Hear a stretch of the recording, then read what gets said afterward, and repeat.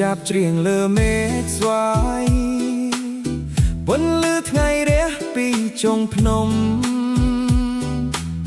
ខ្យល់ព្រឹកត្រជាក់បកស្រទន់ភូមិយើងភ្ញាក់ពីការគេ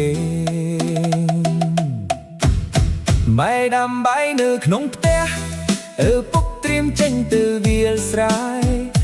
កូនសើចពេញទីធ្លាស្វាគមន៍ថ្ងៃថ្មីដោយក្តីសង្ឃឹមក្លិនដីសាមបន្ទាប់ពីភ្លៀងហូរតាមខ្យល់មកប៉ះចិត្តជីវិតសាមញ្ញនៅស្រុកស្រែពោពេញដោយសេចក្តីសុខសំលេងចាប់ព្រឹករាល់ថ្ងៃដាស់ចិត្តឲ្យបណ្ដុំណើមិនថាមានការលំបាកប៉ុណ្ណាព្រះអាទិត្យនៅតែរះឡើងសំលេងចាប់ព្រឹកហៅខ្ញុំឲ្យស្រឡាញ់ថ្ងៃថ្មីម្ដងទៀតនៅលើដីដែលខ្ញុំកើតមានក្តីស្រមៃកំពុងរីខ្យល់បក់កាត់វាលស្រែបៃតងនាំសង្ឃឹមទៅគ្រប់ផ្ទះយើងរស់ដោយកម្លាំងចិត្តនិងស្នាមញញឹមនៃគ្រួសារ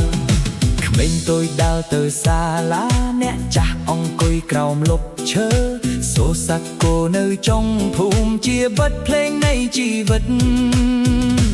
ទោះពិភពលោកផ្លាស់ប្ដូរភូមិយើងនៅតែស្ដាមញញហើយសេចក្តីស្រឡាញ់របស់មនុស្សនៅតែកក់ក្ដៅដូចមុន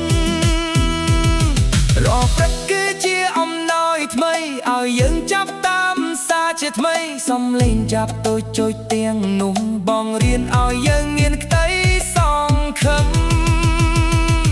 សំលេងចាប់ព្រឹកនៅតែច្រៀងលើមេឃនៃស្រុកកំណើតមិនថាខ្ញុំទៅឆ្ងាយប៉ុណ្ណាបេះដូងនៅតែវិលមកគីមី